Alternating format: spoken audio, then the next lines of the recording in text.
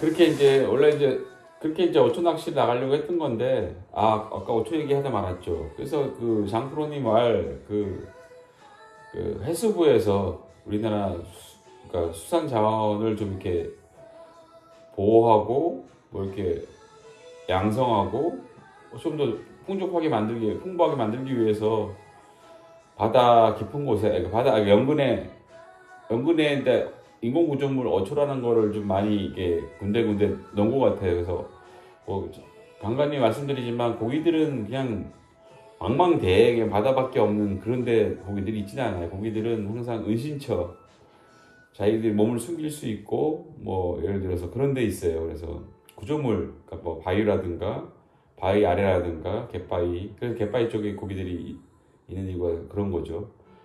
뭐 사람이 오면 제가 대종촌에서도 직접 눈을 봤지만 사람이 오면 밖에 있다가도 물 밖에서 이렇게 놀다가도 뭐 이렇게 때로 몰려다니면서 놀다가도 먹이 사냥하며 놀다가도 사람 목소리가 들리거나 사람이 주변에서 이제 보고 있는 걸 인지하면 다 좀 멀리 가버리거나 바위수로 들어가요 고기들이.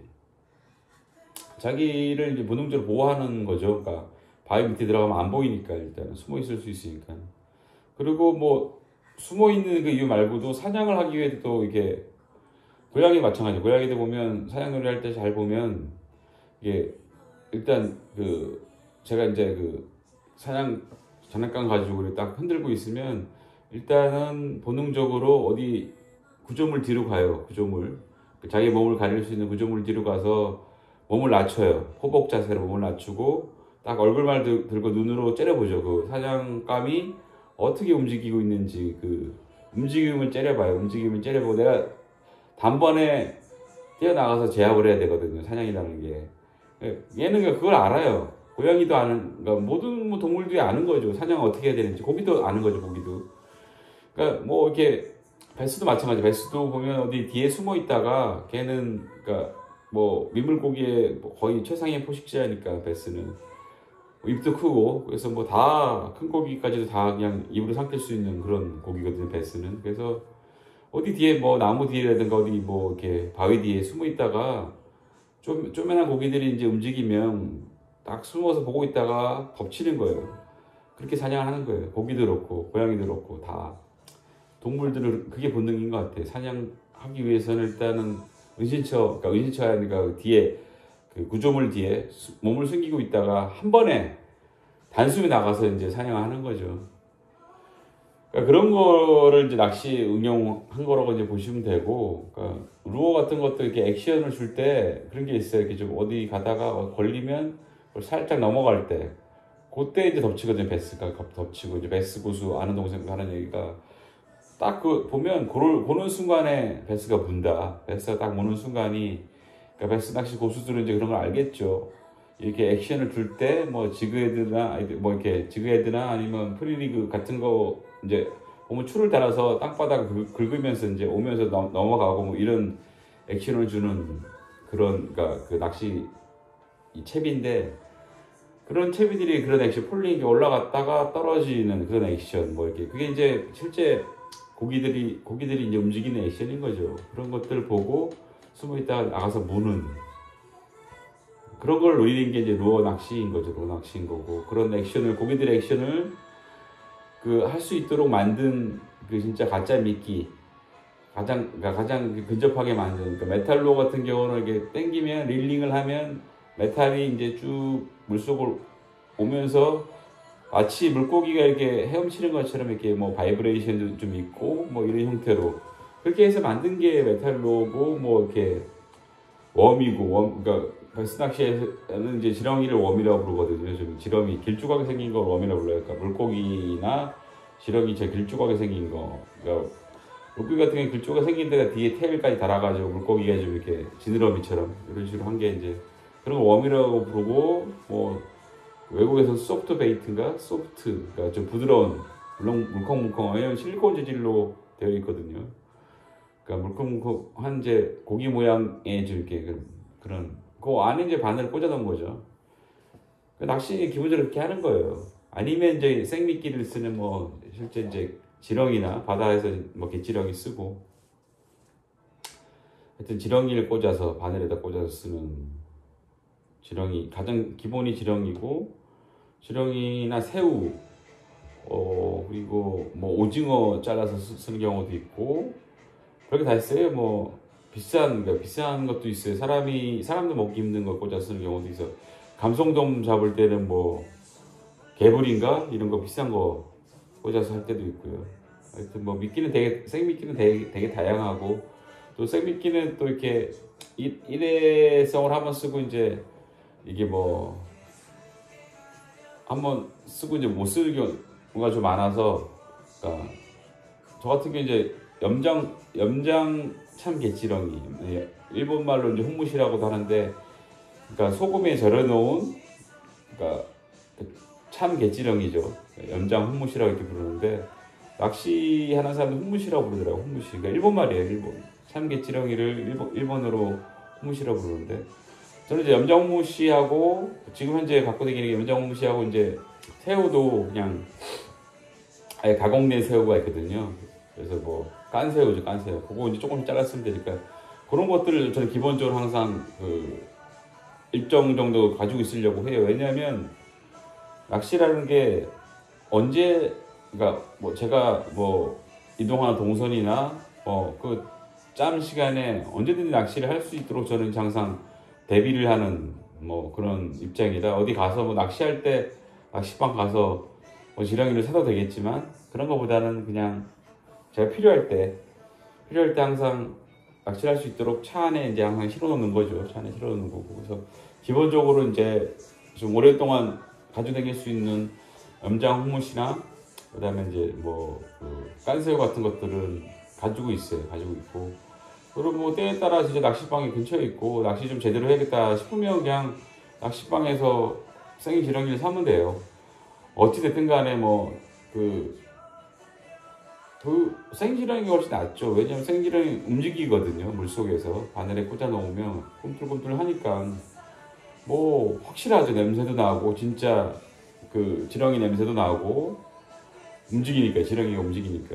그래서 뭐 낚시 중에는 이제 미꾸라지라든가 뭐 새우 중에서도 뭐 어떤 새우는 그러니까 살아있는 상태로 꽂아요.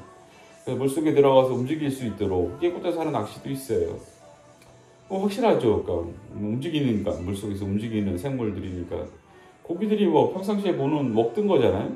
자기가 먹던 거 움직이니까 당연히 의심하지 않고 바로 가서 무는 거죠. 훨씬 더 이제 물 확률 높이는 그런 미끼들이 많이 있죠. 근데 뭐 하여튼 미끼는 근데 뭐 염장 홍무시만 써도 제가 보기에는 뭐 확실히 고기들이 좋아해요. 확실히 염장 홍무시만 써도. 홍무시는 이제 바다, 그러니까 뭐 지렁이, 그러니까 우리 그런 얘기가 있으니까 뭐 그 청개비, 우리 이제 보통 이제 내가 아까 말씀드린 그 움직이는 생미끼 중에 생지렁이라는 게 청개지렁이거든요. 한국말로. 그러니까 청개지렁인데 걔는 살아있는 상태로 주로 쓰고요. 근데 그거보다 참개지렁이, 약간 홍무시라고 부르는 요거는 좀 길이도 길고 좀 더 두껍고 하여튼 그래요. 그래서 고기를 치면 돼지고기가 이제 그 청개비고, 그러니까 청개지렁이 물론 청개비고, 그리고 이제 소고기가 뭐 홍무시다 뭐 이렇게 얘기를 하거든요. 그리고 가격도 만만치 않아요. 그러니까 진짜로 뭐 그러니까 고기들한테 맛만 소고기가 아니라 아예 뭐 인간한테 가격도 소고기 가격이다 뭐 이런 거, 진짜로 이런 얘기 있을 정도로 홍무시는 그러니까 비싼 미끼라고 보시면 돼요. 단가가. 대신에 제가 이제 염장 홍무시를 쓰면 별로 비싸다고 생각이 안 드는 게, 그러니까 10,000원에 이제 조그만 거 한 통인데, 얘는 염장이 됐기 때문에 되게 딱딱한 상태라서 이게 손으로 잡기도 이제 뭐 이렇게 별로 이렇게 거부감이 없고, 끼우기도 좋고, 약간 딱딱해져 있으니까. 그리고 되게 질겨요. 일단 홍무시 자체가 되게 질긴 것 같아요. 질기고. 그래서 한번 달아놓으면 물속에 들어가면서 걔가 이제 염장이 풀리면서 이게 진짜 지렁이처럼 이게 탱탱해지거든요. 그런 상태로 계속 붙어 있어요. 그러니까 이게 거의 교체를, 어디 밑걸림이 발생하지 않은 한 계속 낚시 끝날 때까지 달려 있거든요. 고기가 물지가 않는다면. 그래서 소비량이 되게, 소모되는 양이 되게 적어요. 그러니까 뭐 진짜 지렁이 한 줄 가지고 뭐 고기 없을 때는 지렁이 한 줄 가지고 꽂았다가 뭐 왜냐면 바늘을 다 꽂는 게 아니라 바늘만 감싸는 형태로 꽂고 끝에만 약간 남겨주는 형태로 그래서 딱 물면 바로 훅에 걸릴 수 있는 형태로 이렇게 지렁이를 꽂기 때문에 지렁이 홍무시가 길잖아요. 기니까 뭐 그거 한 줄 가지고 원투채비 바늘 3개 정도는 뭐 충분히 꽂고 남죠. 꽂고 잘라서 또 넣어놔요. 왜냐면 또 나중에 또 쓰면 되니까. 하여튼 홍무치는 그래서 제가 즐겨 쓰는, 그러니까 제가 기본적으로 가장 많이 쓰는 그 미끼라고 보면 되고요. 그 다음에 이제 뭐 생 갯지렁이도 간간히 사서 쓰고, 그 다음에 요즘은 들어서 이제 한번 찌낚시 갔다 온 이후로 이제 우리 아는 선배님이 주신 깐새우 한번 사보니까 그것도 이제 물더라고요. 고기가 깐새우 처음에 큰 거 다 꽂으니까 안 물었는데 그거 좀 잘라서 조그맣게 바늘에 꽂으니까 물더라고요. 그것도 물고. 그래서 뭐 그렇게 쓰고 있습니다.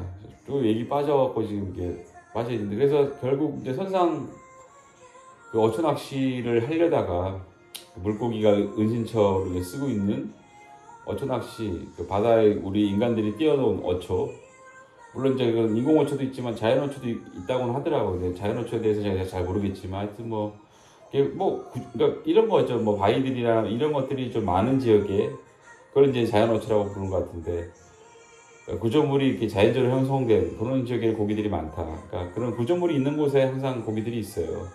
그래서 뭐 방파제 이런 쪽에 고기들이 많이 있고, 방파제가 일종의 구조물이잖아요.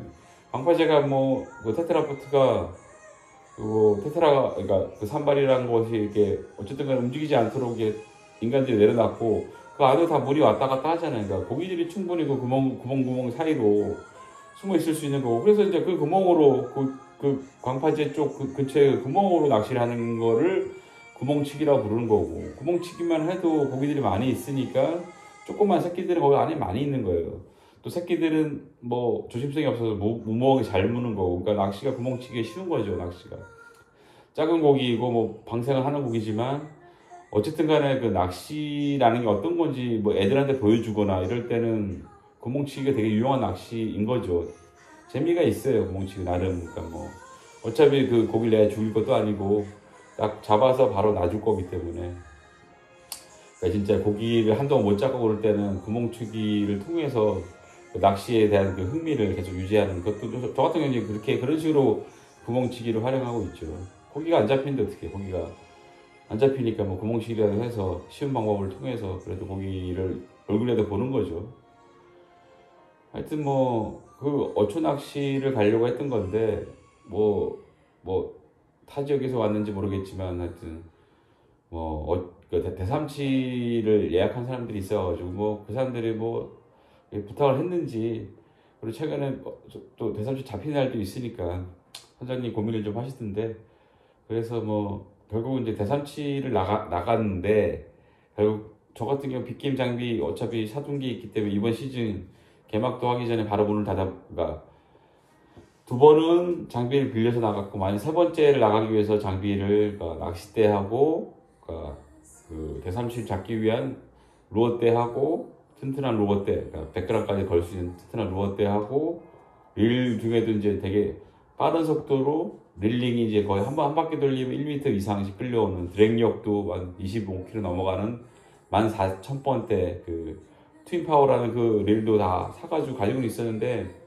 갑자기 그러니까 날씨가 추워지면 수온이 떨어지면서 대삼치가 이제 먼 바다로 나간 거예요. 먼 바다로 나가다 보니까 지금 이 영근해에서는 이제 별로 없는 거죠. 몇 마리 뭐 그러니까 뭐 적게 남아 있는 거죠. 그러다 보니까 이제 그 루어 낚시는 솔직히 선상 루어 낚시는 때가 있는데, 그러니까 어탐으로 어문 탐지로 때가 있는데 가서 수심 알려주면 그걸 내려가지고 그 근처에서 이제 루어 액션을 주면 그 때 중에 한 마리가 무는 거죠. 그런 낚시 방법이거든요. 그러니까 기본적으로 고기 때가 있어야 돼요. 그냥 고기 때가 없이 그냥 아무 데나 가서 그 고기 한두 마리 있는데 가서 뭐 루어 한다고 잡을 수 있는 게 아니에요.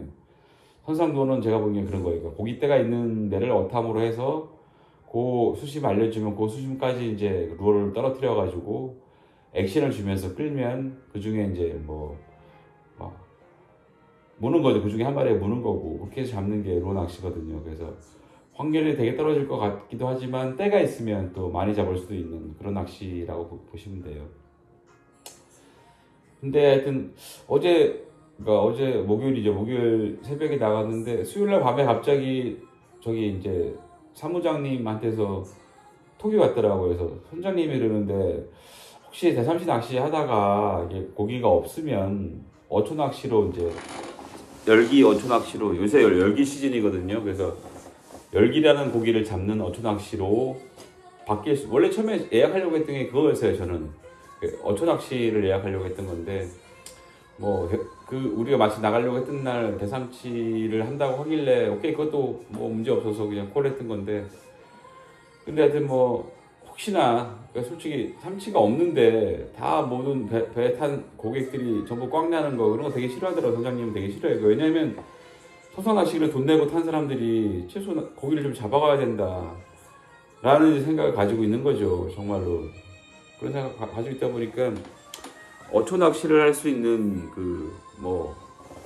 바로 전날 얘기를 해서 제가 뭐 어초 낚시 300g짜리 뽕돌을 달거든요. 300g짜리 80호 1호에 3.75g이기 때문에 3.75 곱하기 80 하면 딱 300g이에요. 300g. 그 호라는 단위가 이제 일본에서 나온 단위 같아요. 일본이 낚시 도구가 되게 바다 낚시가 되게 발달되어 있는 나라가 일본이에요. 그러니까 민물 낚시는 미국은 이제 뭐 워낙 땅덩이 넓어서 민물에서 낚시를 많이 하다 보니까 베스 낚시 위주로 해서 베스니 뭐 맥이니 하여튼 큰 고기들 미국의 미시시피 강 같은 데 아주 큰 고기들 많이 살거든요.